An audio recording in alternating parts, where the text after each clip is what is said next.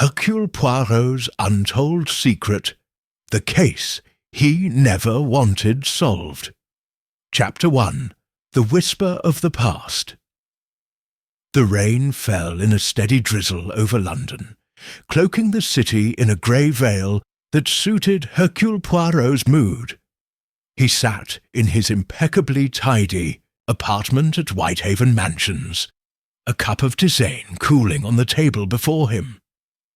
The little Belgian detective, with his meticulously waxed moustache and polished patent leather shoes, was a picture of composure, yet beneath the surface a quiet unease stirred. It had begun that morning with the arrival of the post. Among the usual bills and invitations, Poirot was, after all, a man of some renown, was an envelope that stood out.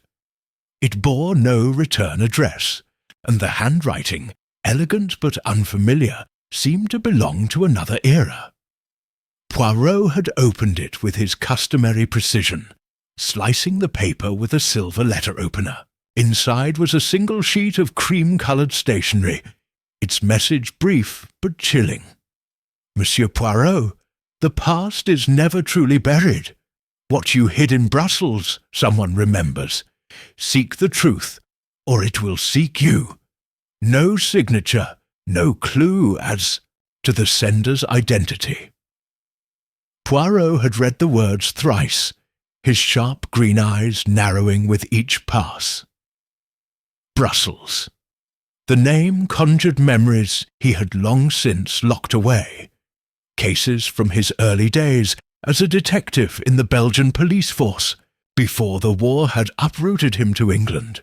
Most of those cases were solved, their files closed with the satisfying click of justice served. But not all. He sipped his tisane, though it had grown tepid, and stared at the letter. The words were not a threat, not precisely, but they carried a weight that pressed against his conscience. What had he hidden? Poirot prided himself on his integrity, his devotion to the truth. Yet the letter's insinuation gnawed at him, suggesting a secret he had buried so deeply that even he had convinced himself it no longer existed. The chime of the doorbell interrupted his reverie.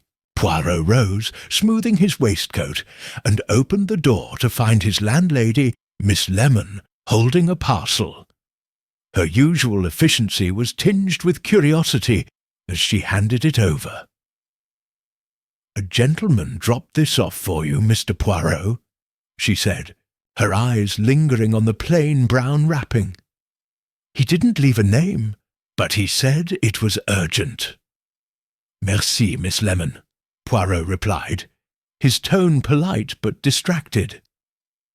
He closed the door and carried the parcel to his desk. With careful fingers, he unwrapped it to reveal a small, leather-bound notebook, its edges worn and its pages yellowed with age. A faint scent of lavender clung to it, stirring a memory so fleeting that Poirot could not grasp it.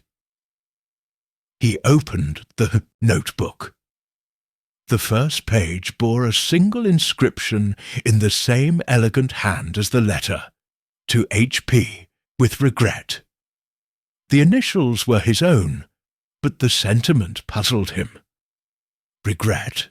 He turned the pages, finding them filled with meticulous notes in French, detailing a case from 1898, a theft of priceless jewels from a Brussels aristocrat. Poirot's memory flickered. He had solved that case, had he not? The thief, a cunning valet, had been apprehended, the jewels returned. Yet, as he read further, the notes hinted at something more, a secondary crime, a shadow case that had never reached the official reports. A knock at the door startled him. Poirot closed the notebook and called, "Entrez!" The door opened to reveal a man Poirot had not seen in decades, Inspector Julien Dubois, a former colleague from Brussels. His hair was now silver, his face lined with the weight of years, but his eyes held the same sharp intelligence Poirot remembered. "Julien, mon vieux!"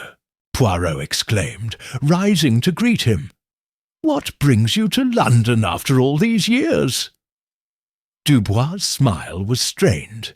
"Hercule, I wish it were a happier occasion. I received a letter, much like the one I suspect you've just read."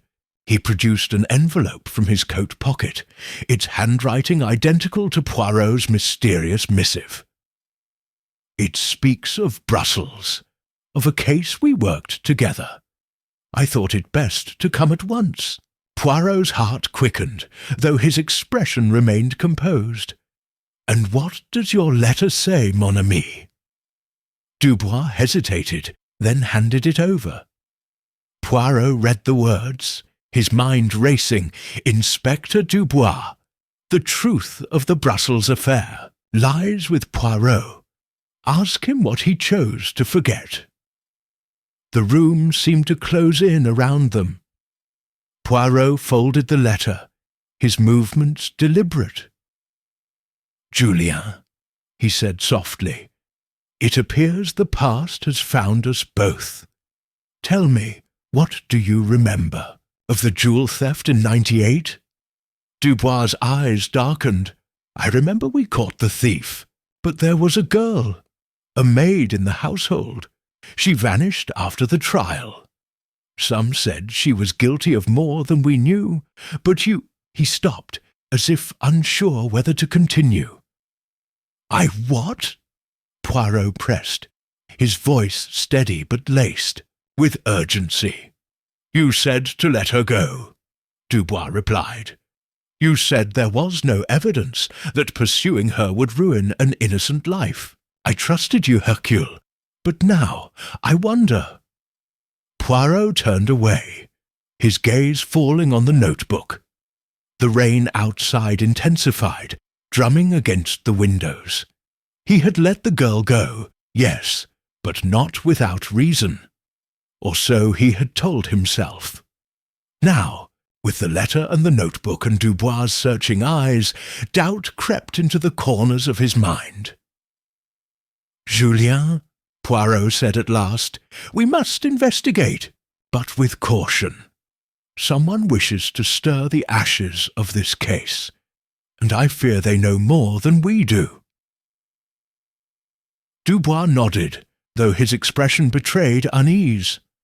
As he left, promising to return the next day, Poirot sat once more, the notebook open before him. The lavender scent lingered, and with it a name surfaced in his memory. Élise. A maid, a fleeting figure in a case he thought he had solved. Why had he let her go? And why, after all these years, was her shadow reaching out to him?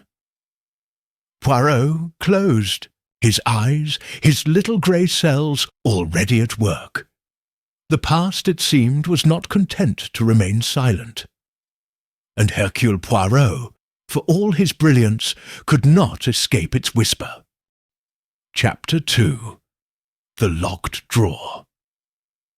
The morning after Inspector Dubois' visit, Hercule Poirot awoke with a resolve as sharp as the edge of his silver letter-opener. The rain had ceased, leaving London glistening under a tentative sun, but the weight of the mysterious letter and the old notebook pressed heavily on his mind. He dressed with his usual care, crisp suit, polished shoes, and a perfectly knotted tie, but his thoughts were far from the mirror. Élise. The name had haunted his dreams, a wisp of memory that refused to take solid form. Poirot sat at his desk, the leather-bound notebook open before him.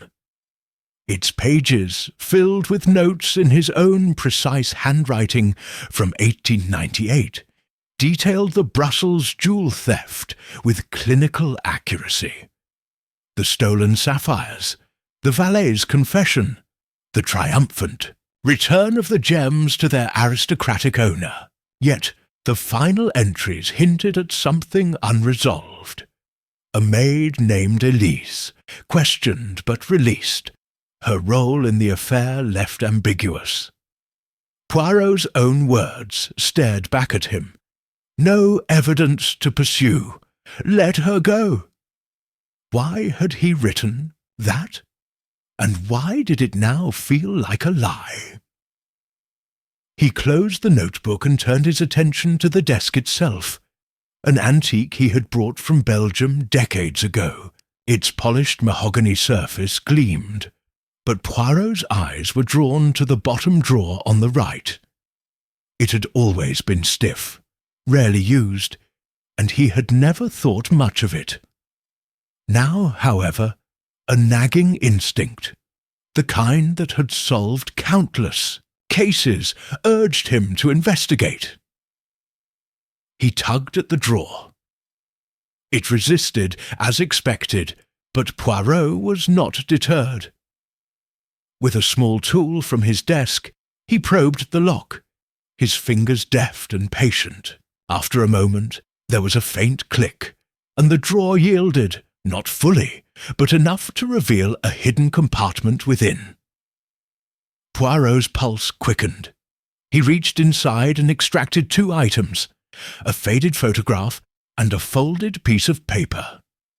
The photograph was small, its edges worn from time. It depicted a young woman, no more than 20, with dark hair pinned neatly beneath a maid's cap. Her eyes, wide and expressive, held a mixture of defiance and fear. Poirot's breath caught. Élise! He was certain of it, though he could not recall ever seeing this image before. On the back, in the same elegant hand as the anonymous letter, was written a single word: regret. The folded paper was more puzzling. It contained a series of numbers and letters arranged in a grid: id 2-9, ALM7, 123P, QR2, 86XY, ZA cipher. Poirot deduced, though its meaning eluded him. He set it aside, his mind already racing through possibilities. The photograph and cipher were no coincidence. They were pieces of a puzzle someone wanted him to solve, or perhaps to fear solving. Determined to follow the trail, Poirot recalled a detail from the notebook. The jewel theft had occurred at the estate of Baroness de Vauclin, a wealthy widow who had retired to a village in France after the scandal. If answers were to be found, they might lie there in Saint-Emilion, where the Baroness's estate still stood, now rumoured to be abandoned. Poirot telephoned Captain Hastings, his trusted friend, to arrange travel. "Mon ami," he said when Hastings answered, "I require your assistance. We are going to France, to a village called Saint-Emilion. Pack lightly, but bring your revolver. I suspect this journey may not be without danger." "Danger?" Hastings' voice crackled with excitement. "What's this about, Poirot? Another case?" "Not just a case, Hastings," Poirot replied, his tone grave. "A secret. One that has waited too long to be uncovered." By noon, Poirot and Hastings were aboard a train bound for Dover, the first leg of their journey to France. Poirot sat by the window, the photograph of Élise tucked safely in his waistcoat pocket. He studied the cipher again, his little grey cells working tirelessly. The numbers and letters danced in his mind, but no pattern emerged. Not yet. As the train rattled through the English countryside, Hastings leaned forward, his curiosity getting the better of him. "Come now, Poirot, you've been awfully secretive. What's in that notebook of yours? And why are we dashing off to France?" Poirot sighed, his gaze fixed on the passing fields. "It is a matter of the past, Hastings. a case I thought was closed, but which now refuses to remain so. There was a girl, Élise. I let her go, believing her innocent. But now, I fear I may have been mistaken. Mistaken? Hastings's eyebrows shot up. You, Poirot. That's a first. Poirot's lips twitched in a faint smile, but his eyes were troubled. Even the great Hercule Poirot is not infallible, mon ami, and if I was wrong, then a great injustice may have been done. Or worse, a truth concealed that should not have been. The train whistle blew, signalling their approach to Dover. Poirot folded the cipher and placed it in the notebook.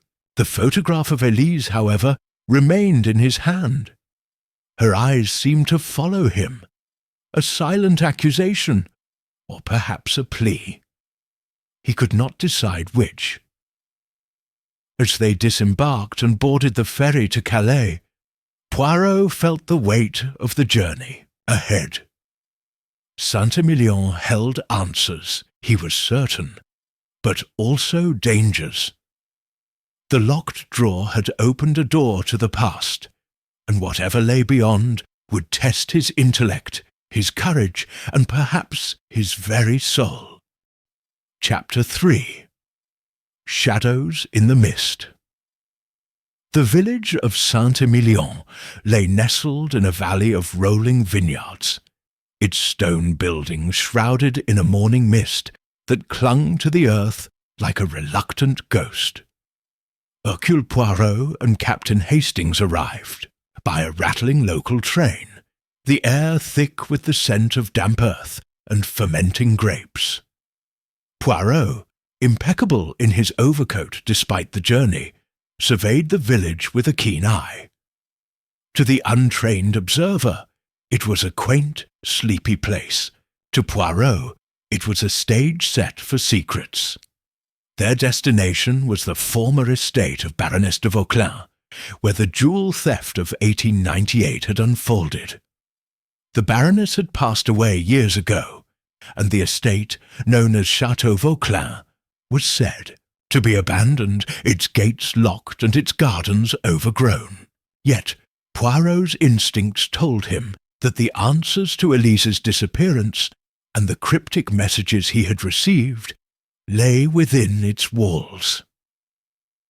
As they walked through the village toward the château, Hastings adjusted his hat against the chill. "Bit eerie, isn't it, Poirot? All this fog makes you feel like something's watching."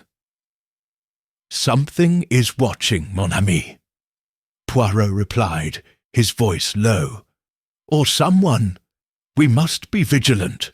The village square was quiet, save for a few locals who cast curious glances at the well-dressed stranger with the distinctive moustache. Poirot, ever the master of subtle inquiry, paused at a small café and ordered a café au lait, engaging the proprietress in conversation. She was a stout woman with a sharp memory, and Poirot's charm soon loosened her tongue. "The Vauquelin affair," she said, wiping her hands on her apron. "Oh, that was a scandal and a half.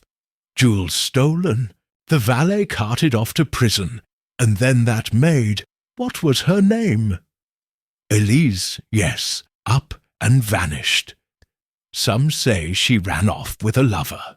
Others—" She lowered her voice. "Others say she knew too much and was silenced." Silenced? Poirot's eyes gleamed with interest. "By whom, madame?" The woman shrugged, glancing nervously at the door. "Who's to say? The Baroness was a hard woman, and her son, young Monsieur André, had a temper. They're both gone now, but the château, it's cursed if you ask me. No one goes near it." Poirot thanked her and left a generous tip, his mind already cataloguing the information. Élise silenced. The thought unsettled him, stirring the faint guilt that had plagued him since the letter arrived. Had he failed her by letting her go? The path to Château Vauclin wound uphill, the mist thickening as they approached. The iron gates loomed ahead, rusted but intact, chained shut with a heavy padlock. Poirot examined it, then produced a small set of tools from his pocket. With a deft hand, he picked the lock, the chain falling away with a dull clank. "Poirot," Hastings whispered, scandalized. "That's breaking and entering." "Nonsense, Hastings," Poirot said, pushing the gate open. "It is merely an investigation. The truth does not wait for invitations." The chateau's grounds were a wilderness of tangled vines and overgrown roses. The once grand facade of the house, now weathered and peeling. The windows stared blankly, like the eyes of a forgotten sentinel. Poirot moved with purpose, his cane tapping the ground as he scanned for clues. Near the entrance he paused, noticing faint footprints in the mud, recent and not their own. "Someone has been here," he murmured, kneeling to examine the tracks. "A man, I think, with boots of a fine make. Interesting." Inside, the chateau was a mausoleum of dust and memory. Furniture draped in sheets stood like silent ghosts, and the air was heavy with the scent of mildew. Poirot's attention was drawn to a grand staircase leading to the upper floors. But before he could ascend, a noise, a soft creak, came from a side room. Hastings drew his revolver, but Poirot raised a hand. "Calme, mon ami. Let us not startle our visitor." They crept toward the sound, entering what had once been a library. Shelves lined the walls, their books mouldering, and a single candle flickered on a table, casting long shadows. A figure stood in the corner, cloaked in a dark coat, their face obscured by the hood. "Who are you?" Poirot demanded, his voice cutting through the silence. "And why do you haunt this place?" The figure turned, and for a moment Poirot glimpsed pale eyes beneath the hood. "You should not have come, Monsieur Poirot," the stranger said, their voice low and accented. "Some truths are better left in the dark." Before Poirot could respond, the figure darted toward a hidden panel in the wall, vanishing through it with the agility of a cat. Hastings lunged after them, but the panel snapped shut, leaving only a blank wall. "Blast!" Hastings exclaimed, pounding the wood. "Who was that?" Poirot's expression was grim. "Someone who knows more than they wish to share, and someone who fears what I may uncover." They searched the library, finding little but dust and cobwebs. However, beneath the table where the candle burned, Poirot discovered a scrap of paper, torn and yellowed. It bore a single line in the same elegant hand as his letter. "The clock holds the key." "The clock?" Hastings said, puzzled. "What clock?" Poirot's eyes scanned the room, then widened. "There, Hastings!" He pointed to a corner where a tall grandfather clock stood, its hands frozen at 3:17. The time meant nothing to him, yet, but the note suggested it was no coincidence. As they approached the clock, a sudden gust of wind rattled the windows, extinguishing the candle. The mist outside pressed against the glass, and for a moment Poirot felt the weight of unseen eyes. The château was not as abandoned as it seemed, and the shadows in the mist were closing in. "Come, Hastings," Poirot said, his voice steady despite the chill in his bones. We have found a clue, but also a warning. The truth is here, but it will not yield easily. Chapter 4. The Clock That Stopped. The grandfather clock in the library of Château Vauquelin stood like a silent sentinel, its hands frozen at 3:17. The flickering light of Captain Hastings's hastily relit candle cast eerie shadows across its ornate wooden face, deepening the sense of unease that had settled over Hercule Poirot. The scrap of paper found beneath the table, "The clock holds the key," lay in his gloved hand, its words a taunt from the past. Poirot's little grey cells churned, piecing together the fragments of a mystery that grew more tangled with each discovery. "Poirot, what do you make of it?" Hastings asked, his voice hushed as he glanced nervously at the library's dark corners. The memory of the cloaked figure's escape through the hidden panel lingered, making the chateau feel alive with unseen threats. Poirot did not answer immediately. He circled the clock, his keen eyes noting every detail. The intricate carvings of vines and roses, the faint scratches around the pendulum compartment, the dust that had settled everywhere except the base, suggesting recent disturbance. "This clock, Hastings," he said at last, "is more than a timepiece. It is a witness to a moment that someone wishes us to understand."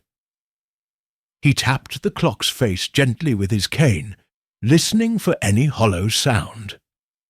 A faint click rewarded his efforts, and a small panel at the base sprang open, revealing a hidden compartment. Inside was a bundle of papers, tied with a faded ribbon, and a single brass key, its surface etched with the initials E.V. "Yves," Poirot murmured, turning the key in his hand. "Élise Vauquelin, perhaps, or another whose name we have yet to uncover." Hastings peered over his shoulder as Poirot untied the ribbon and unfolded the papers. They were letters, written in French, dated 1898, the year of the jewel theft. The handwriting matched the notes in Poirot's notebook, but these were personal, addressed to ma chère Élise, from someone signing only as A. The tone was intimate, urgent, and laced with fear. "You must leave, Élise. They know. The jewels were only the beginning. If they find you, they will not hesitate. Meet me at 3:17, where we always do. I will protect you." The final letter was unfinished, the ink smudged, as if written in haste. "They are coming. Hide the truth where time stands still." Poirot's heart sank. The time, 3:17, matched the clock's frozen hands. This was no coincidence. The clock had stopped at the precise moment of a critical event, perhaps the moment Élise had vanished. But what truth had she hidden? And who were they? "Poirot, this sounds like a conspiracy," Hastings said, his eyes wide. "The jewel theft, was it a cover for something bigger?" "Précisément, mon ami," Poirot replied, folding the letters carefully. "The theft was solved, the valet punished. But Élise, she was part of something deeper, something I failed to see." His voice carried a rare note of self-reproach, and he clutched the brass key tightly. "This key will lead us to the next piece of the puzzle. We must search the chateau." They moved through the decaying grandeur of Château Vauquelin, the key a talisman against the oppressive silence. The letters suggested a meeting place, but the chateau was vast, its rooms a labyrinth of faded opulence. Poirot's instincts guided them to the upper floors, where the Baroness's private quarters had once been. The key, he reasoned, might fit a lock in a place of significance to Élise, a servant's quarters, a hidden safe, or a room tied to the mysterious AA. In a dusty corridor lined with portraits, Poirot paused before a painting of Baroness de Vauquelin, her stern gaze seeming to follow them. Beside it was a smaller portrait of a young man, labelled André de Vauquelin. The son, Poirot recalled, whom the café proprietress had mentioned for his temper. Could he be A? The initials matched, but the letter's tone suggested a closeness that transcended class boundaries. A dangerous liaison in the rigid society of 1898. At the end of the corridor, they found a locked door, its handle engraved with the same vine motif as the clock. Poirot inserted the brass key, and it turned with a satisfying click. The door opened into a small study, untouched by time. A desk stood against one wall, its surface cluttered with ledgers and a single photograph. Élise, identical to the one from Poirot's desk drawer, but framed in silver. Mon Dieu, Poirot whispered, his fingers brushing the frame. She was here. This was her sanctuary. The ledgers were estate records, but one caught Poirot's eye. A journal marked with the initials AV. He opened it, scanning pages filled with André's handwriting. The entries detailed the jewel theft, but also something more sinister, a scheme involving forged documents, a disputed inheritance, and a rival family. Élise's name appeared repeatedly, not as a maid, but as a confidant, perhaps even a co-conspirator. One entry chilled Poirot to the core. Élise knows too. Much. If she speaks, we are all ruined. I begged her to flee, but she refuses. Tonight at 3:17, I will ensure her silence, one way or another. Hastings gasped as Poirot read the passage aloud. Good Lord, Poirot! Did André kill her? Poirot's face was unreadable. It is possible, Hastings, but the letters suggest he cared for her. Perhaps he meant to protect her, and something went wrong. He closed the journal, his mind racing. The clock had stopped at 3:17. Élise had vanished, and now André's words painted a picture of betrayal or sacrifice. As they prepared to leave the study, a floorboard creaked outside the door. Poirot motioned for silence, his hand on his cane. The sound came again, closer now, deliberate. Someone was in the corridor, and they were not alone in the château. Stay behind me, Hastings, Poirot whispered, his voice steady but urgent. The brass key and journal were tucked into his coat, the photograph of Élise a weight against his heart. Whatever truth the clock had guarded, it had drawn them deeper into a web of danger, and the shadows of Château Vauquelin were closing in. Chapter 5. The Mask of Innocence. The creak in the corridor outside the study froze Hercule Poirot and Captain Hastings in place. The air in Château Vauquelin was thick with dust and secrets, and the sound, deliberate, cautious, suggested their unseen pursuer was no phantom. Poirot's hand tightened on his cane, his sharp eyes fixed on the door. Hastings, revolver at the ready, stood poised for action, his breath shallow in the oppressive silence. "Show yourself!" Poirot called, his voice a blade cutting through the tension. Hercule Poirot does not play games with shadows. For a moment there was no response. Then the door creaked open, revealing a woman in a tailored coat, her auburn hair swept elegantly beneath a cloche hat. She was perhaps 40, her features striking yet softened by an air of practised charm. Her smile was disarming, but Poirot's instincts prickled. This was no casual visitor. "Forgive my intrusion, Monsieur Poirot," she said, her voice smooth with a faint French accent. I heard voices and thought the château abandoned. I am Madeleine Dubois, a historian researching the Vauquelin family. I did not expect to find company."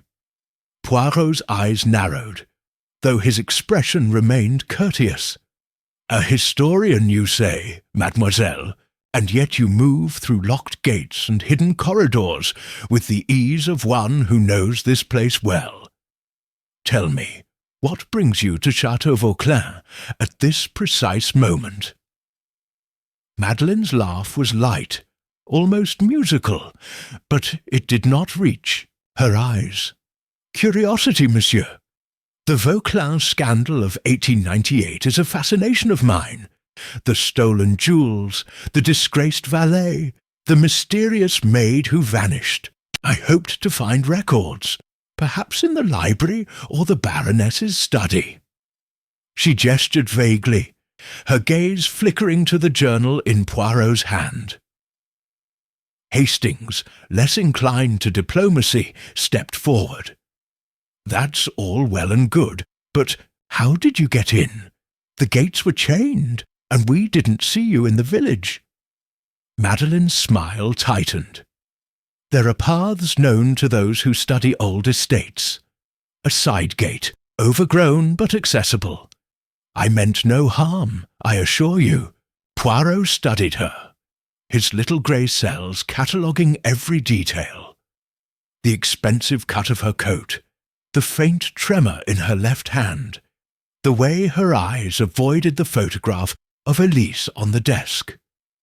This woman was no mere historian. She was connected to the case, perhaps intimately, and her presence here was no coincidence.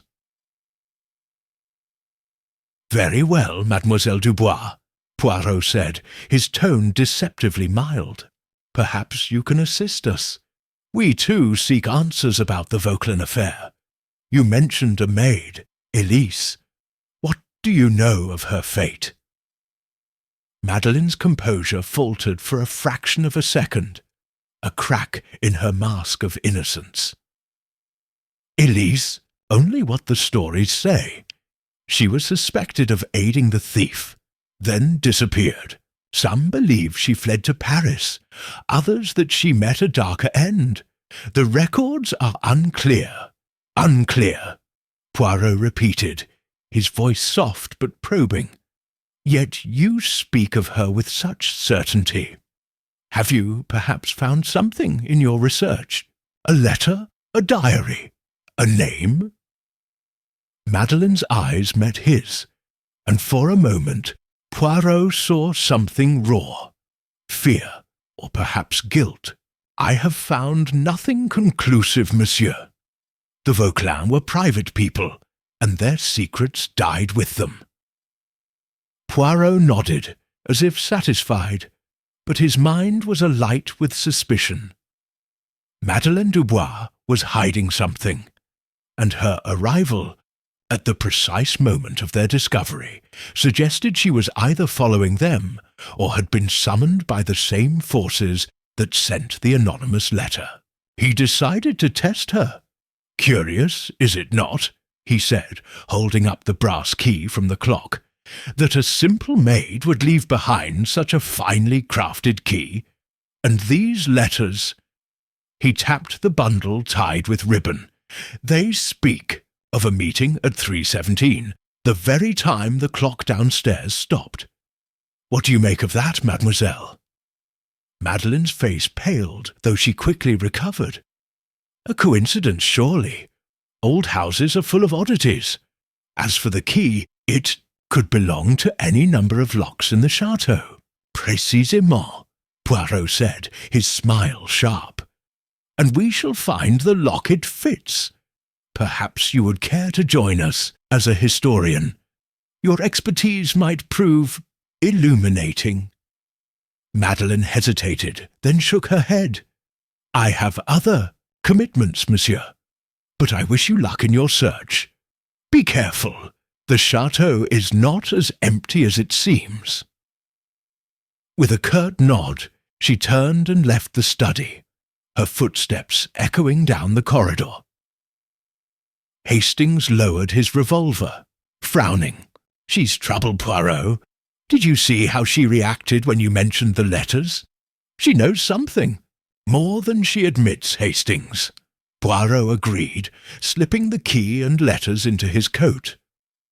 Madeleine Dubois is no historian. Her manners are too polished, her answers too vague.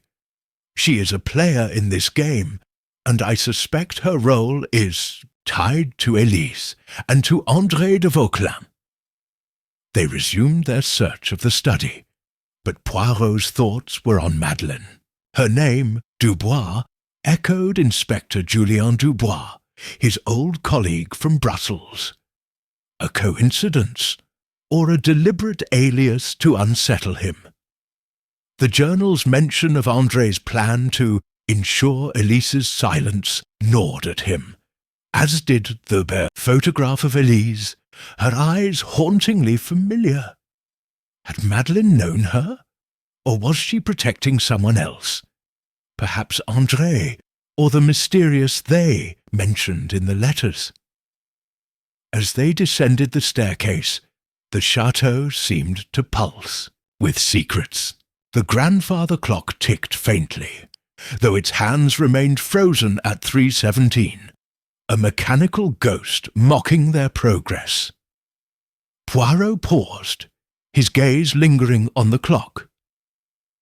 The truth is here, Hastings, he said softly, but it wears a mask.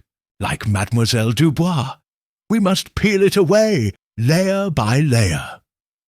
Outside, the mist had thickened, swallowing the vineyard beyond the château's gates. Poirot felt the weight of unseen eyes, the same sensation that had followed them since the library. Madeleine's warning echoed in his mind. The château is not as empty as it seems. Someone was watching, waiting, and the next move in this deadly game was theirs. Chapter 6. The Cipher of Regret. The mist clung to Château Vauquelin like a shroud as Hercule Poirot and Captain Hastings stepped out into the damp evening air. The encounter with Madeleine Dubois had left Poirot's mind abuzz, his little grey, cells sifting through her evasive answers and the chilling implications of André de Vauquelin's journal.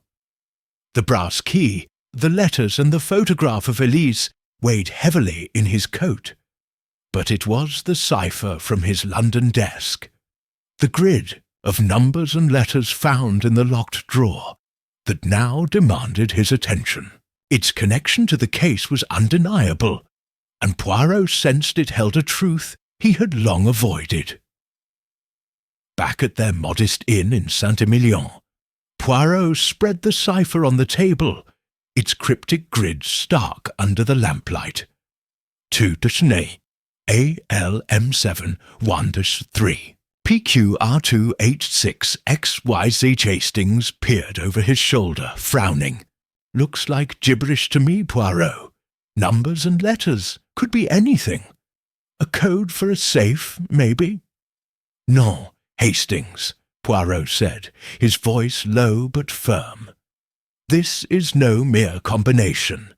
It is a cipher, and its purpose is to conceal a message, one that someone wished me to find, yet feared I would understand.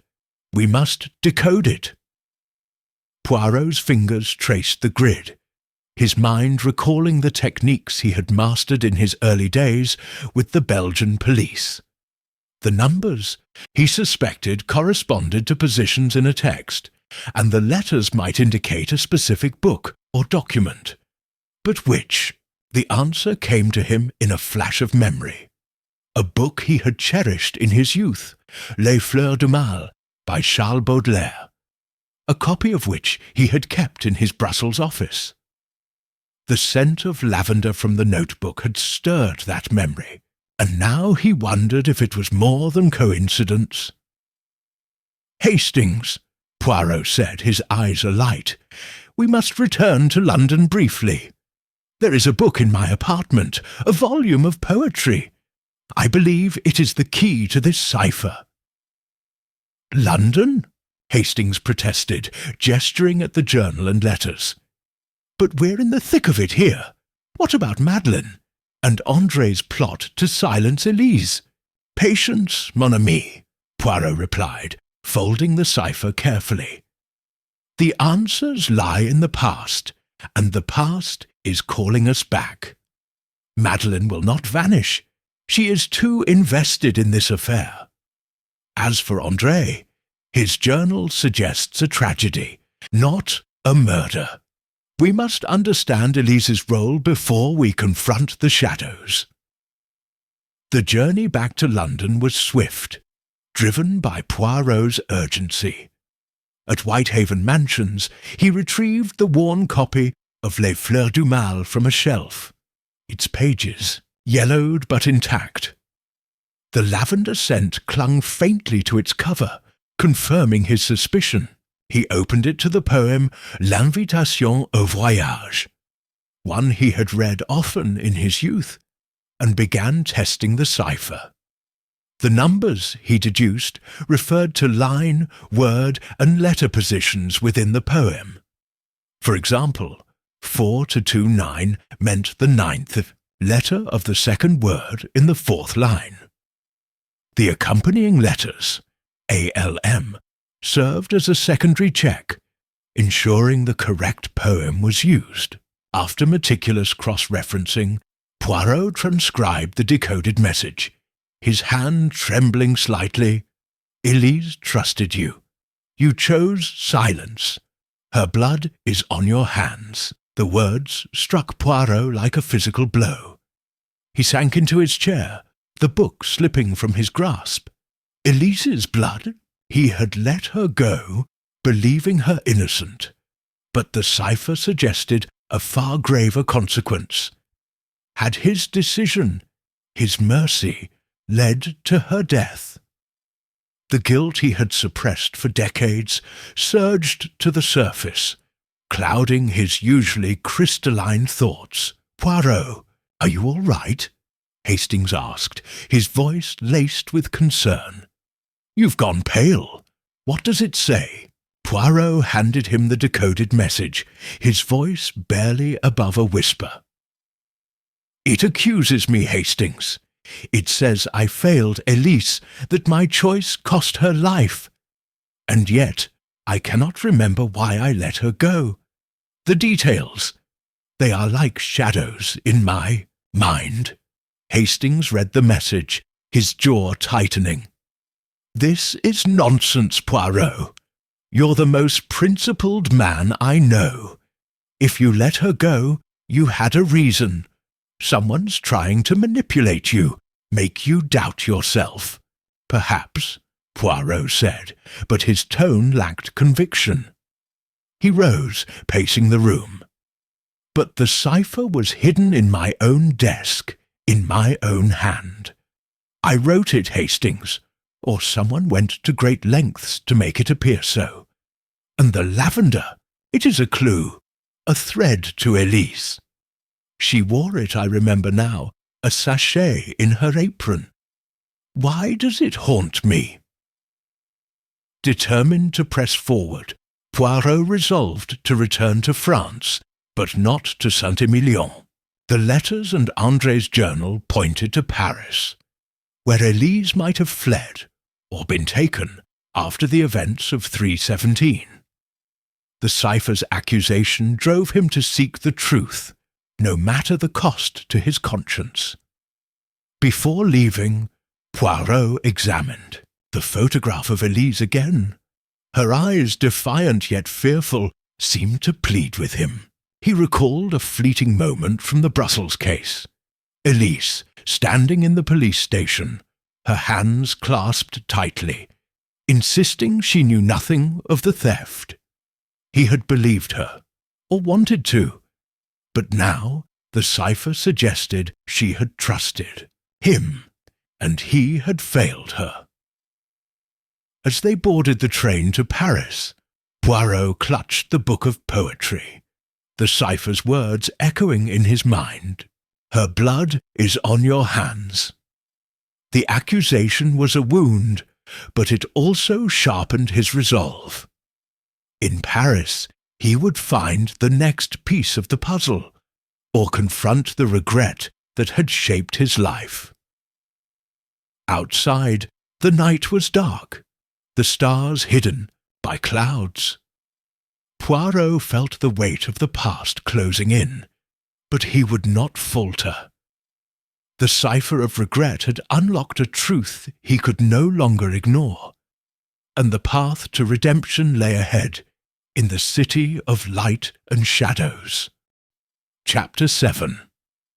The silent witness Paris greeted Hercule Poirot and Captain Hastings with a bustle that contrasted sharply with the sombre weight of their mission. The city's streets glowed under gas lamps, alive with the chatter of cafes and the clatter of horse-drawn carriages, but Poirot's mind was elsewhere. The decoded cipher. Élise trusted you. You chose silence. Her blood is on your hands.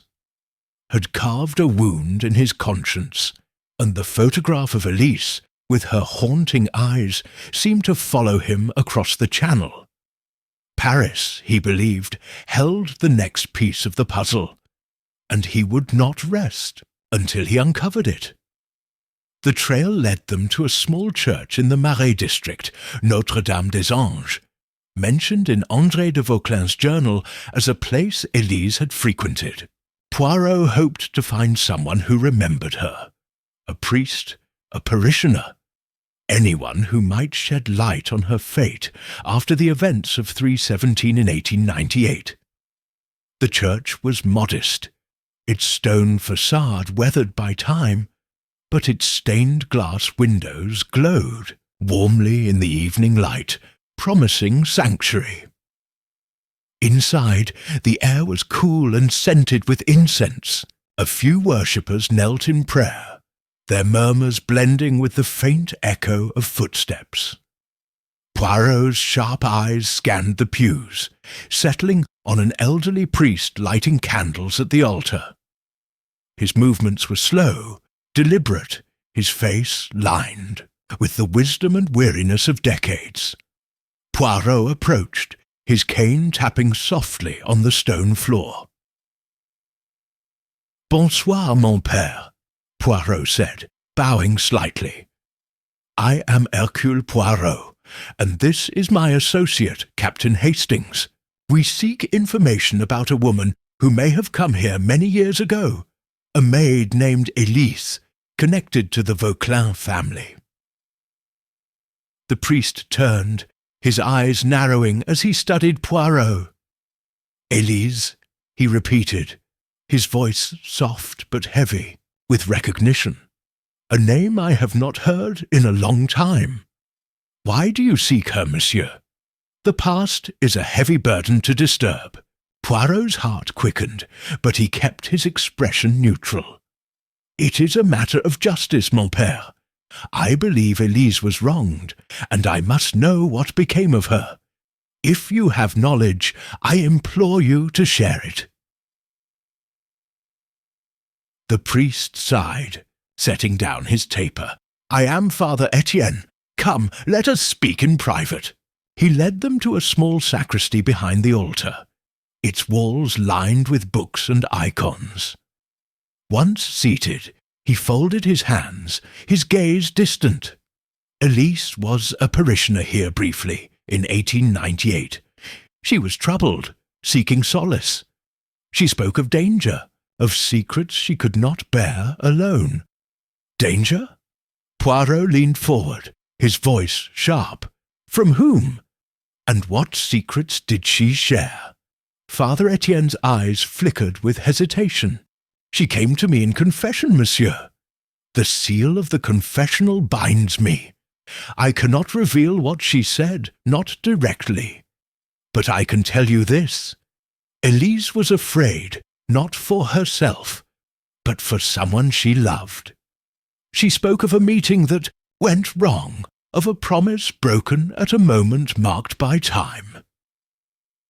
17, Poirot said softly, the frozen hands of the Château Vauquelin clock vivid in his mind, the moment the clock stopped.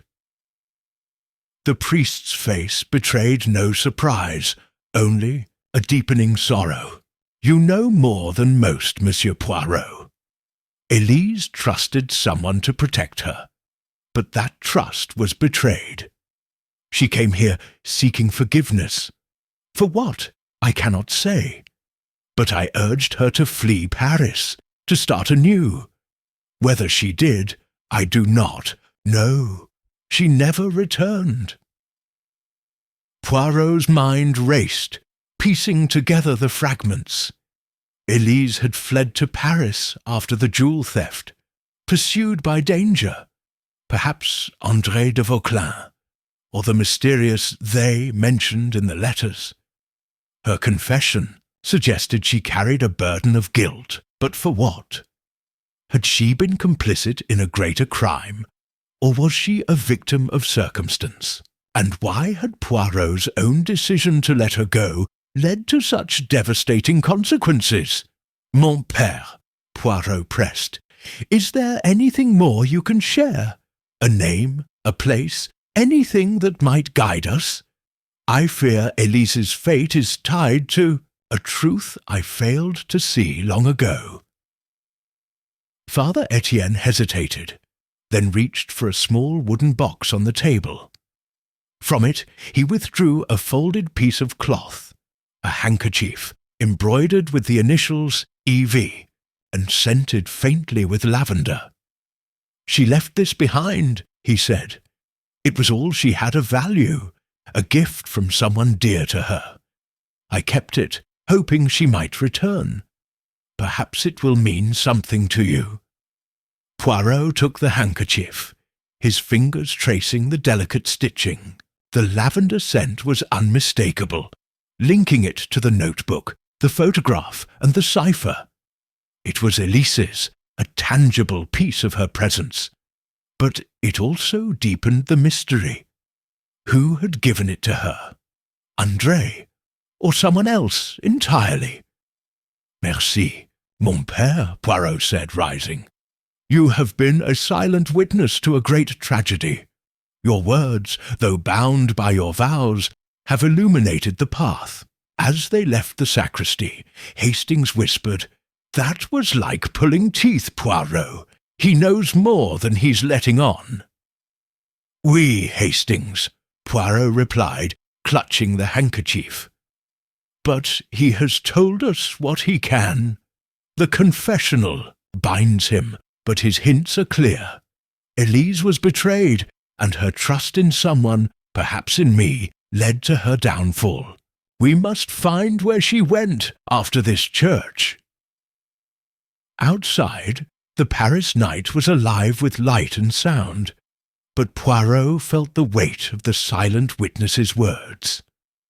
The handkerchief, like the cipher and the clock, was a clue to a moment frozen, in time, a moment of trust shattered. As they walked toward their hotel, Poirot's gaze lingered on the shadows, sensing that the truth was close, yet guarded by forces still unseen. In Paris, the past was whispering, and he would listen until it spoke clearly. Chapter 8. The vanishing trail. The Paris dawn broke with a soft glow, painting the Seine in hues of gold and pink, but Hercule Poirot's mood was far from serene. The handkerchief from Father Etienne, embroidered with Élise's initials and scented with lavender, lay on the hotel room table beside the photograph, the brass key, and André de Vauquelin's journal. Each clue deepened the mystery of Élise's fate, but the priest's cryptic words her trust betrayed, a promise broken at 3:17, had sharpened Poirot's resolve. He was close to unravelling the truth, yet the path forward seemed to dissolve, like mist. Poirot's next lead was Madeleine Dubois, the so-called historian whose evasive demeanour at Château Vauquelin had marked her as a key figure in this affair. Her name, echoing Inspector Julien Dubois, Poirot's old colleague, could not be a coincidence. Had she been in Paris all along, watching their movements? Or had she followed them from Saint-Emilion, intent on guarding the secrets of 1898? Poirot intended to find her, and he had a hunch where to start. Madeleine mentioned researching the Vauquelin family. Poirot said to Captain Hastings as they breakfasted on croissants and coffee. A historian, she claimed, yet her knowledge was too precise, her presence too convenient.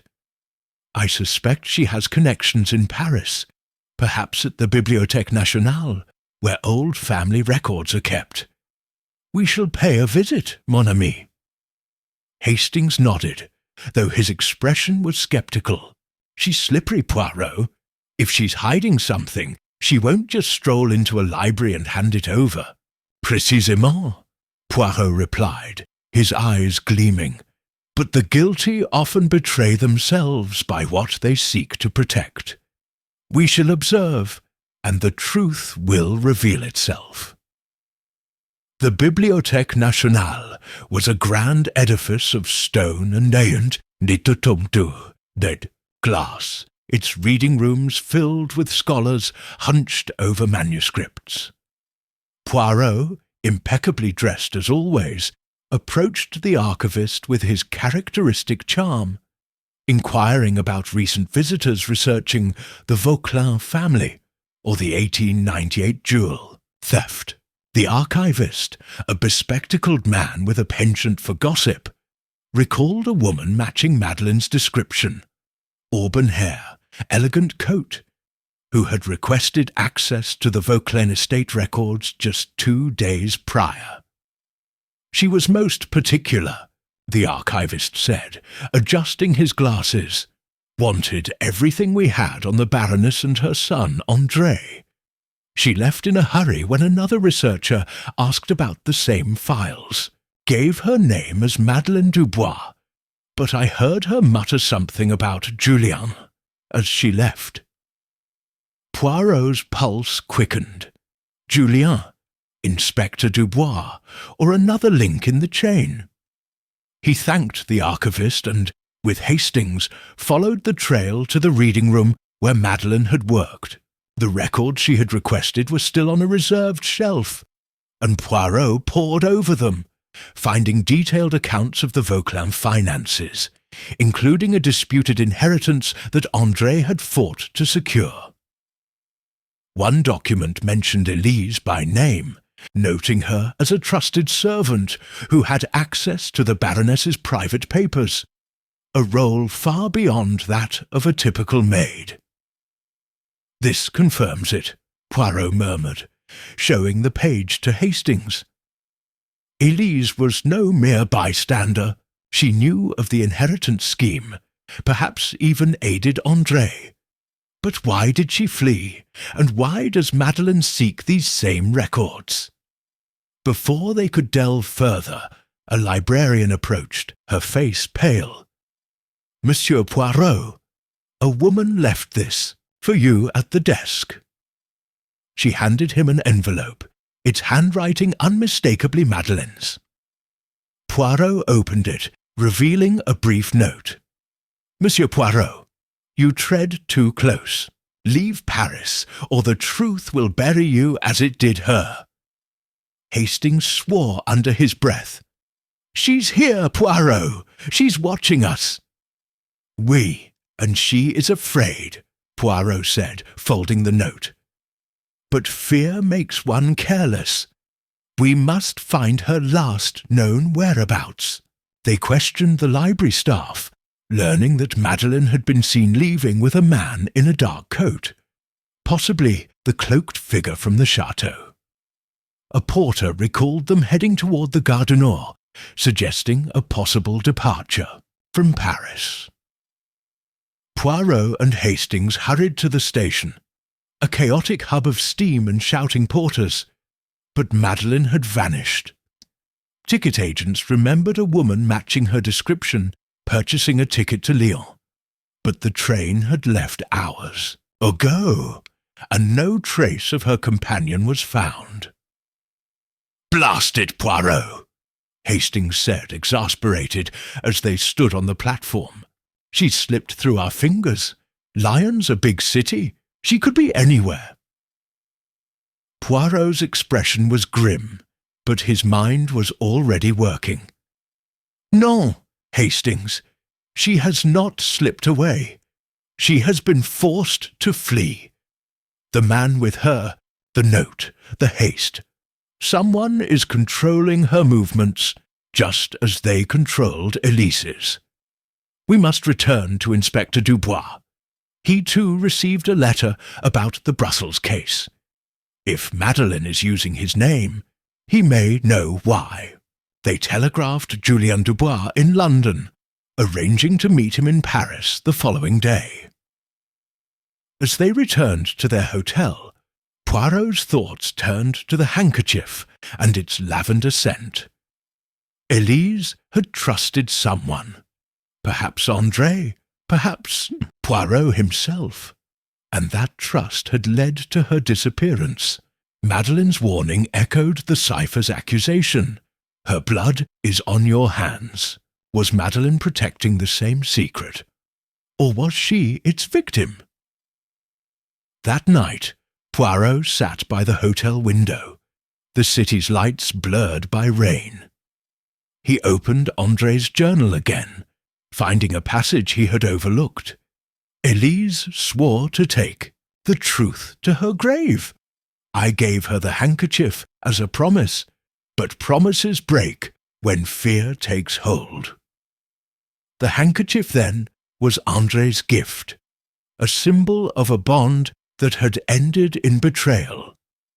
As Poirot closed the journal, a noise outside the door, a soft scrape like a footstep, made him freeze. He gestured to Hastings, who grabbed his revolver. But when they opened the door, the hallway was empty, save for a single lavender petal on the floor, its scent unmistakable. "Mon Dieu," Poirot whispered, his heart pounding. "The trail vanishes, but the past does not. We are being watched, Hastings, and the silent witness is closer than we know." Chapter 9. The mirror of truth, the lavender petal on the hotel floor, lingered in Hercule Poirot's mind like a taunt. Its delicate scent, a reminder of Élise, and the elusive truth that seemed to slip further away with each step. The vanishing trail of Madeleine Dubois, the cryptic note warning him to leave Paris, and the looming presence of an unseen watcher had tightened the web of the 1898 Vauquelin affair. Poirot's little grey cells were alight, but doubt, a rare and unwelcome guest, crept into his thoughts. Had he truly failed Élise all those years ago, as the cipher accused? Or was his memory, the mirror of his past, distorted by someone else's design? The morning after Madeleine's disappearance, Poirot and Captain Hastings awaited Inspector Julien Dubois at a quiet café near the Seine. The Parisian air was crisp, the river reflecting a sky streaked with clouds, but Poirot's focus was inward. The handkerchief, the journal, and the frozen clock at 3:17 all pointed to a betrayal. Élise's, André's, or perhaps his own. Julien Dubois, who had worked the Brussels case with him in 1898, might hold the key to clarifying those memories. Julien arrived promptly, his silver hair catching the light as he sat, his expression a mix of weariness and unease. "Hercule," he said, clasping Poirot's hand. "I came as soon as I received your telegram. This business with the letters, it stirs ghosts I thought long buried." "Ghosts, oui," Poirot replied, his eyes sharp. "And one in particular. Élise, the maid from the Vauquelin case. Your letter spoke of a truth I chose to forget. Tell me, Julien, what do you recall of her? And why does the name Madeleine Dubois, a woman we met in Saint-Emilion, echo yours?" Julien's face paled, and he sipped his coffee to mask his discomfort. "Madeleine Dubois? I know no such woman. As for Élise, I remember her clearly. She was young, frightened, brought to the station after the jewel theft. We questioned her, suspected she might have helped the valet Pierre. But you, Hercule, you were adamant she was innocent. You said there was no evidence, that pursuing her would ruin her life. I trusted your judgment, but— "But what?" Poirot pressed, his voice steady but urgent. "Speak plainly, mon ami. The past accuses me, and I must know why." Julien hesitated, his gaze drifting to the river. There was a rumour, after she vanished. Some said Élise was involved in more than the theft. A scheme with André de Vauquelin, the Baroness's son, forged documents, a disputed inheritance. I heard whispers that she fled to Paris, but others claimed she was silenced. I asked you about it, Hercule, before we closed the case. You dismissed it, said it was gossip. But your eyes, they held something. Doubt, perhaps, or guilt. Poirot's heart sank, the cipher's words echoing. Her blood is on your hands. He leaned back, his fingers tracing the rim of his cup. Guilt, he murmured. Oui, I feel it now, but I cannot recall why. Did I dismiss the rumours to protect Élise, or to protect myself? My memory of that time is like a mirror, Julien, clear in parts but cracked and distorted. Tell me, did you ever find evidence of this scheme? Julien shook his head. Nothing concrete. The case was closed, the valet convicted. But I kept a file, unofficial, with notes on Élise and André. It's in Brussels, locked away. I can retrieve it if you think it will help. It will, Poirot said, his resolve hardening. And Madeleine, she used your name, Julien. She knows of the case, perhaps of your involvement. I suspect she is a descendant, or an agent of someone connected to the Vauquelin. We must find her. Julien promised to fetch the file and meet them in Brussels. But as he left, Poirot's thoughts turned inward. The mirror of his memory was indeed cracked. He recalled Élise's interrogation, her trembling hands, her insistence on innocence, but the details blurred. Had he seen something in her eyes, a plea he ignored? Or had he been swayed by his own compassion, refusing to believe a young woman could be complicit in a deeper crime? Back at the hotel, Poirot sat before a small mirror, studying his reflection, as if it might reveal the truth. Hastings, sensing his friend's turmoil, tried to lighten the mood. Come now, Poirot, you're not one for brooding. Whatever happened with Élise, you did what you thought was right. This Madeleine woman's trying to rattle you, that's all. No, Hastings, Poirot said softly, his gaze fixed on the mirror. It is not Madeleine who rattles me, it is myself. I chose silence, as the cipher claims, but why? Was it mercy or cowardice? The mirror of truth shows me a man who prides himself on justice. Yet I fear I turned away from it when it mattered most. He opened André's journal, rereading the passage about the handkerchief. Élise swore to take the truth to her grave. The words stung, suggesting Élise had carried a secret too dangerous to reveal. Had she confided in him, and had he dismissed her? Or had he known of André's plan to ensure her silence and chosen not to act? A knock at the door interrupted his thoughts. A bellboy delivered a telegram from Julia. Found file. Meet me Brussels tomorrow. Urgent. Madeleine spotted here. Poirot's eyes narrowed. Madeleine in Brussels. The trail had reappeared, but it was fraught with danger. He tucked the handkerchief into his pocket, its lavender scent a constant reminder of Élise's trust and his failure. The mirror of truth was unforgiving, reflecting a man who had made a choice he could not fully recall. In Brussels, with Julian's file and Madeleine's presence, Poirot hoped to mend the cracks in his memory and face the consequences of his past.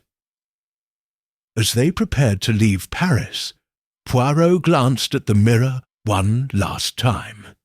"The truth is there," he whispered, "and I will not look away again." The journey to Brussels loomed, a step closer to the heart of the mystery, and to the shadow of regret that had haunted him for decades. Chapter 10. The House of Secrets. The train to Brussels rattled through the night, its rhythm a counterpoint to the restless thoughts of Hercule Poirot. The telegram from Inspector Julien Dubois, confirming Madeleine's presence in the city and the existence of an unofficial file on Élise, had reignited Poirot's determination. The lavender-scented handkerchief, André's journal, and the cipher's accusation weighed heavily, but the prospect of answers in Brussels sharpened his focus. Captain Hastings, dozing fitfully across from him, murmured something about slippery historians. But Poirot's mind was elsewhere, piecing together the fragments of 1898. Julien met them at the station, his face etched with urgency. "Hercule, we must move quickly," he said, leading them to a waiting car. Madeleine was seen near the Grand Place, but she's elusive. And the file, it's more troubling than I remembered. They drove to Julien's modest office in a quiet quarter of the city, where he produced a dusty folder marked Vauquelin, 1898. Inside were notes, witness statements, and a photograph of Élise, her face identical to the one Poirot carried. But one document stood out, a letter, unsigned, addressed to Julian after the case was closed. It read, "The maid knows the truth about the inheritance. Find her, or the Vauquelins will fall." This arrived weeks after Élise vanished, Julian explained. "I tried to follow up, but you, Hercule, said she was gone, likely to Paris, and that pursuing her would yield nothing. I let it go, trusting you. But now," Poirot's jaw tightened, "now, we see I was mistaken, or misled." He scanned the file, noting references to a Brussels estate owned by a distant Vauquelin relative, Comte Philippe de Morville. The estate, known as Maison des Ombres, was rumoured to be a haven for family secrets, its cellars and hidden rooms used to conceal documents or people. Élise, with her knowledge of the inheritance scheme, might have sought refuge there or been taken against her will. "We must visit this Maison des Ombres," Poirot declared. "If Madeleine is in Brussels, she may be drawn to the same place, seeking the same truth." The estate lay on the city's outskirts, a Gothic pile of stone and ivy, its windows dark and forbidding. The gates were unlocked, creaking open as if expecting visitors. Poirot, Julien, and Hastings entered cautiously, the air thick with the scent of damp earth and decay. The house was a labyrinth, its corridors lined with portraits of stern-faced Vauquelins and Morvilles, their eyes seeming to track the intruders. "Like walking into a ghost story," Hastings muttered, his revolver at the ready. "Ghosts do not concern me, Hastings," Poirot replied, though his voice was taut. "It is the living who hide in shadows." They explored the ground floor, finding a grand library with shelves of mouldering books and a locked door at its far end. The Tichir, key from Château Vauquelin, etched with EV, fit perfectly, revealing a narrow staircase descending into darkness. Poirot's pulse quickened. Élise had been here, or someone had ensured her traces remained. The staircase led to a cellar, its walls lined with locked cabinets and a single heavy door. Beyond it was a small room, furnished only with a desk and a chair. On the desk lay a ledger, its pages detailing the Vauquelin inheritance scheme, forged wills, bribed notaries, and a rival family's claim suppressed through blackmail. Elise's name appeared as a witness, her signature shaky but clear. A note in André's hand was pinned to the final page. "She swore to protect me, but I could not protect her. Forgive me, Élise." Poirot's heart sank. Élise had been complicit, but out of loyalty or love for André. Her disappearance was no simple flight. It was a consequence of her knowledge. But the ledger offered another clue, a reference to the Morville legacy, tied to a family secret buried in the estate's oldest wing. As they moved to investigate, a faint noise, a scrape of metal, echoed from above. Julien drew his pistol, and Hastings tightened his grip on his own. Poirot motioned for silence, leading them back to the main hall. There, standing before a massive portrait of Comte Philippe de Morville, was Madeleine Dubois. Her auburn hair was dishevelled, her eyes wide with fear or defiance. "You should have left, Monsieur Poirot," she said, her voice trembling. "This house holds only death." "Enough games, mademoiselle," Poirot snapped, his patience fraying. "You know Elise's fate. You carry the name Dubois. Why? Are you Julien's kin, or a pawn of the Vauquelin?" Madeleine's gaze darted to Julien, then back to Poirot. "I am no one's pawn. I am her daughter." Her words hung in the air, a revelation that stunned them all. "Élise was my mother. She died because of what she knew, and I've spent my life chasing the truth. But you, Poirot, you let her go, knowing she was in danger." The accusation echoed the cipher, cutting Poirot deeply. Before he could respond, a shadow moved behind Madeleine. A man in a dark coat, the same cloaked figure from the château. He lunged, a blade glinting, but Hastings fired a warning shot, and the man fled into the maze of corridors. Madeleine collapsed, sobbing. "They'll never stop," she whispered. "The Morville legacy. It's cursed." Poirot knelt beside her, his voice gentle but firm. "Mademoiselle, you are Elise's daughter, and I swear to you I will uncover the truth. But you must tell me everything. Who pursues you? And what is this legacy?"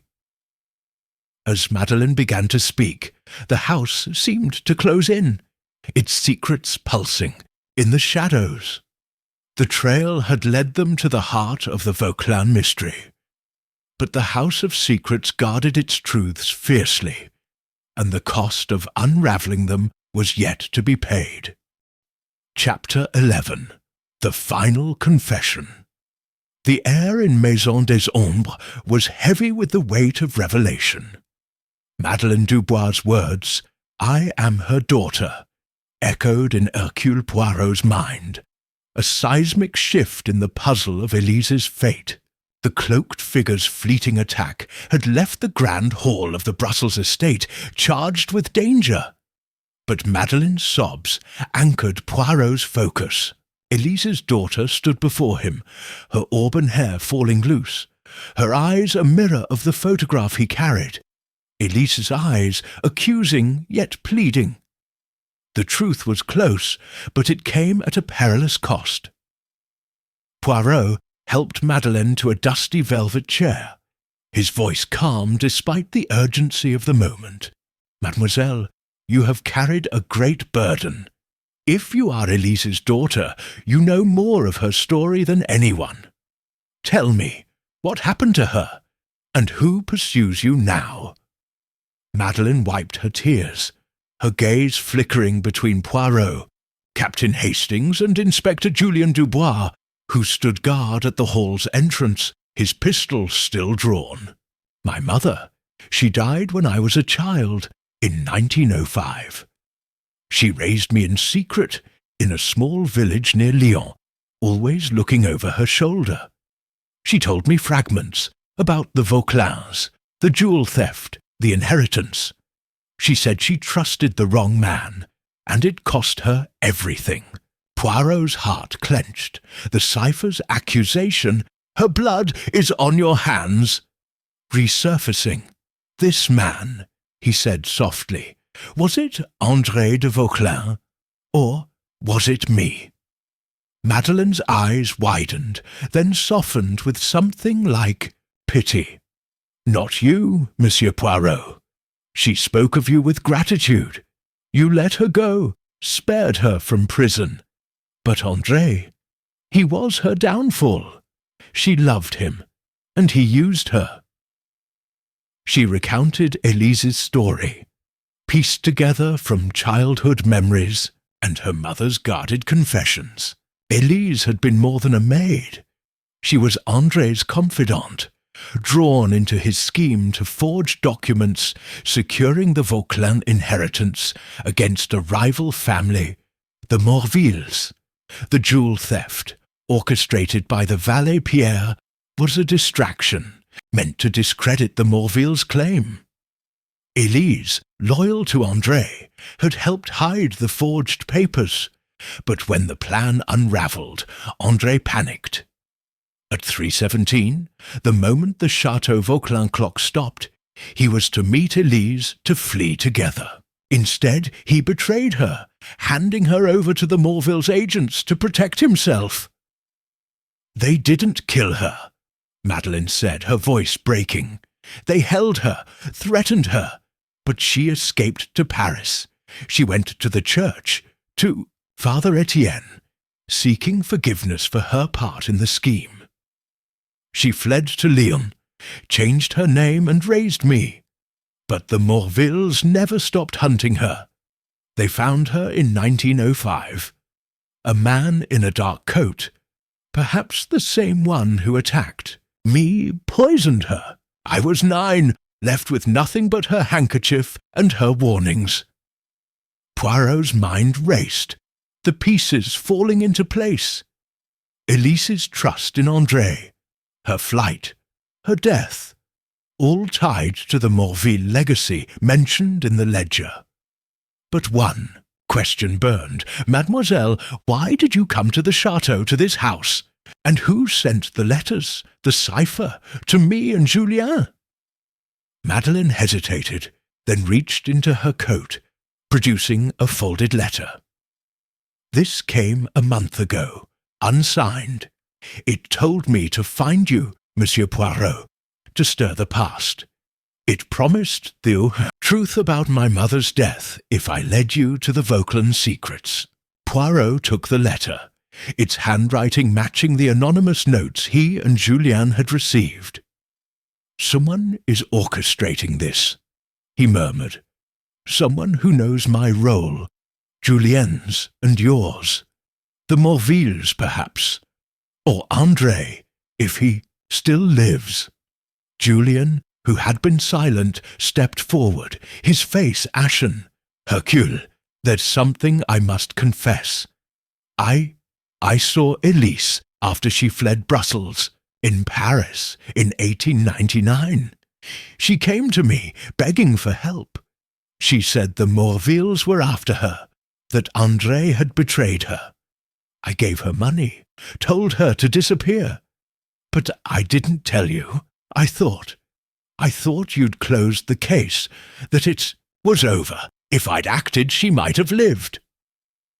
The confession struck Poirot like a blow. Julien's silence, like his own, had cost Élise. The mirror of truth from the previous day reflected not just Poirot's guilt, but a shared failure. "Mon ami," he said, his voice steady but laced with pain. "We both chose silence. But now we choose justice. Madeleine, who is the man in the dark coat?" Before she could answer, a groan echoed from the corridor. A low, pained sound. Hastings raised his revolver, and Poirot led the way, following the noise to a hidden passage behind the Morville portrait. The passage opened into a small chamber, where an elderly man lay slumped against the wall, his face gaunt, his breathing shallow. A dagger protruded from his side, and blood pooled beneath him. "Mon Dieu!" Poirot whispered, kneeling beside the man. His features, though aged, were unmistakable. André de Vauquelin. "André!" Madeleine gasped, her voice trembling. "You're alive?" André's eyes fluttered open, focusing on Poirot. "Poirot, you came too late." His voice was a rasp. "The Morvilles, they never forgave. I hid all these years to protect her legacy. Madeleine, my daughter, the aid revelation stunned them. André, not just Élise's betrayer, but Madeleine's father." He coughed, blood flecking his lips. "The letters, I sent them, to make you finish what I could not. The Morville legacy, in the cellar vault. Destroy it, or they'll kill her too." His hand fell limp, his breath ceasing. André was gone, his final confession sealing the truth of Élise's betrayal and Madeleine's lineage. Poirot rose, his face grim. The Morville's agents, the man in the dark coat, were still out there, guarding a legacy that had claimed too many lives. "We must find the vault," Poirot said, turning to Madeleine. "Your father's last wish was to protect you. Help us end this." Madeleine nodded, tears streaming down her face. The House of Secrets had yielded its heart, but the cost was a dying man's truth and a daughter's grief.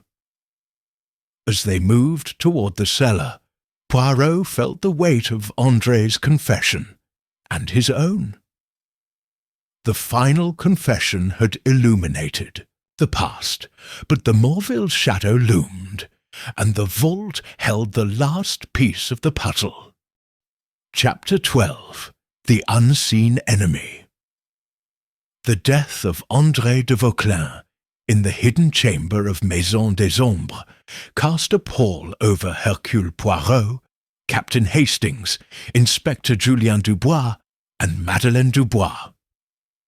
André's final confession that he was Madeleine's father, that he had sent the letters to stir Poirot into action, and that the Morville legacy in the cellar vault held the key to ending the curse of 1898, had brought the truth into sharp focus. Yet the man in the dark coat, the Morville's agent who had stabbed André, remained at large, an unseen enemy orchestrating the shadows of this deadly game. Poirot led the group back to the cellar. his cane tapping a determined rhythm on the stone floor. The air grew colder as they descended, the scent of mildew mingling with the faint lavender trace of Madeleine's handkerchief, a constant reminder of Élise's sacrifice. Madeleine, still reeling from the revelation of her father's identity and death, walked beside Poirot, her face set with resolve. "He said the vault," she whispered. "He wanted it destroyed."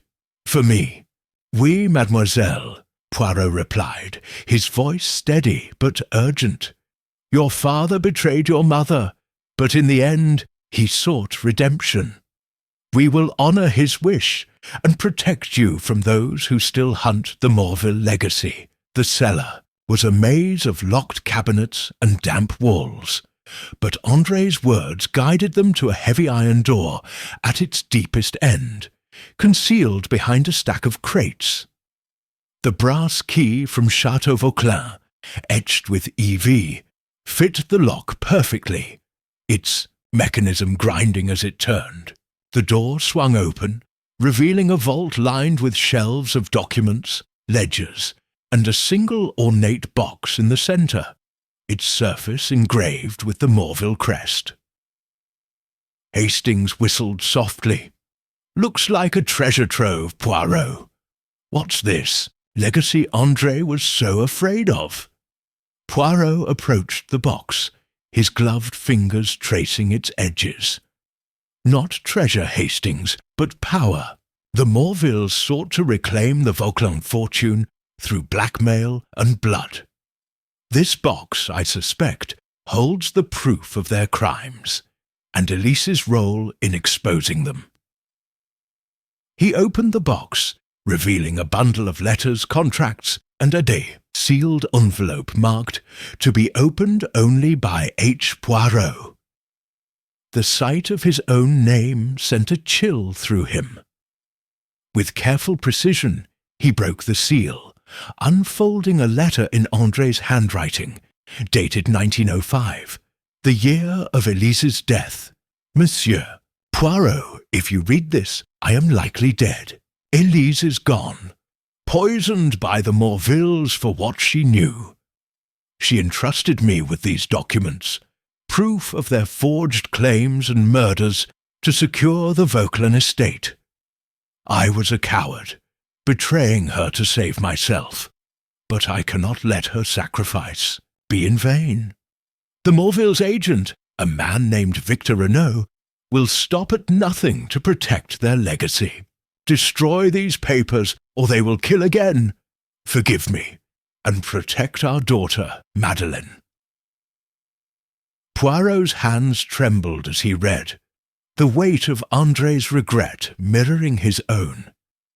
Élise had died to protect the truth, and André had lived, in hiding, haunted by his betrayal. Victor Renaud, the man in the dark coat, was the unseen enemy, and he was still in the house. Madeleine, reading over Poirot's shoulder, stifled a sob. "My mother, she died for this, and my father, too. What do we do now?" "We end it," Poirot said, his voice resolute. He gathered the documents, tucking them into his coat. "These papers will expose the Morville's crimes, but we must leave this place alive. Renaud is here watching. We must draw him out." Julien, scanning the vault's shadows, nodded. "I'll take point, Hercule. If he's as dangerous, as André claimed, we can't let him escape." They moved back through the cellar, senses heightened. The silence was oppressive, broken only by the drip of water and their own footsteps. As they reached the main hall, a sudden crash echoed. From above, a chandelier, deliberately cut, plummeted toward them.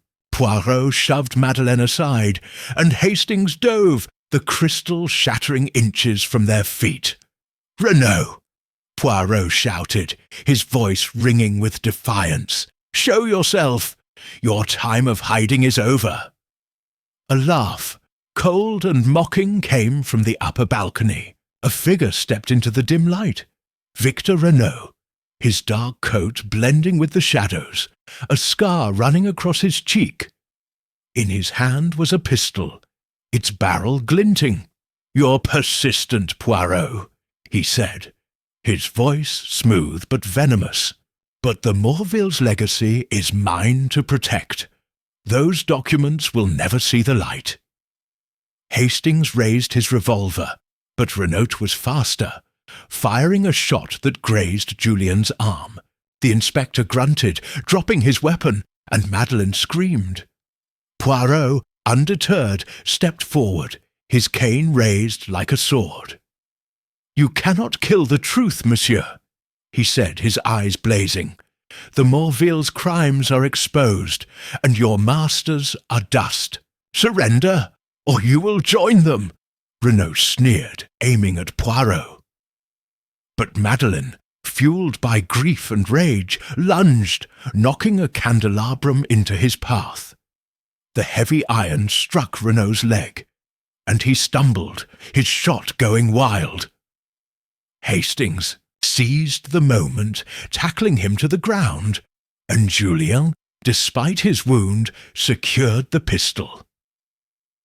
As Renaud was bound, his defiance crumbled. "You'll never stop them," he spat. "The Morvilles have eyes everywhere."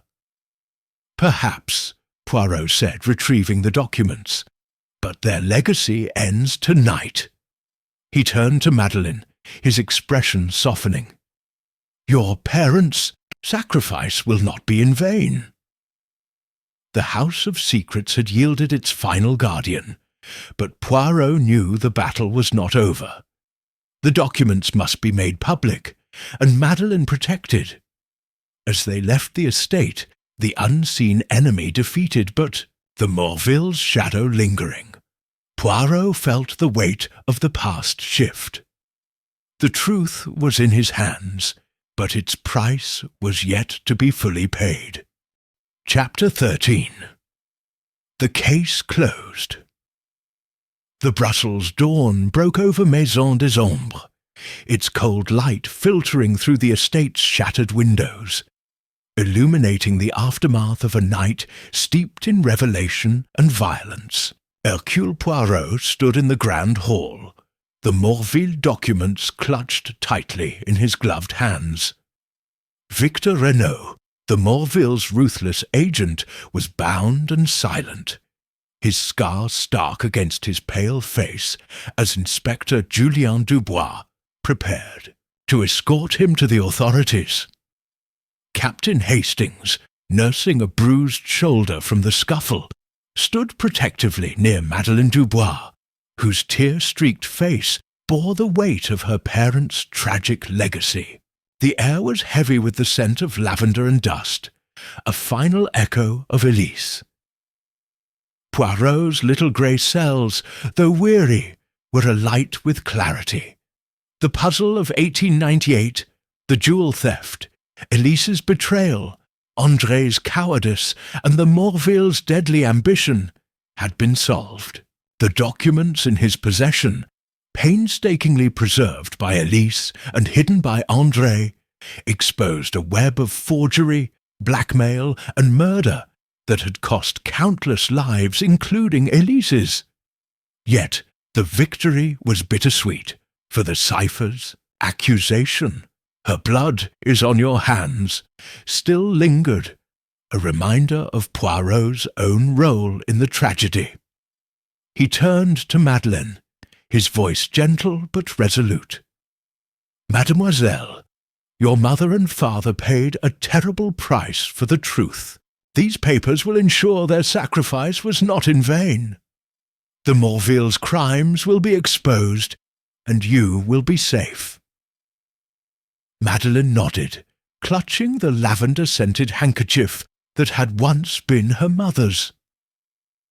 "But what of you, Monsieur Poirot? My father's letter said you let her go, spared her from prison. Why do you carry such guilt?"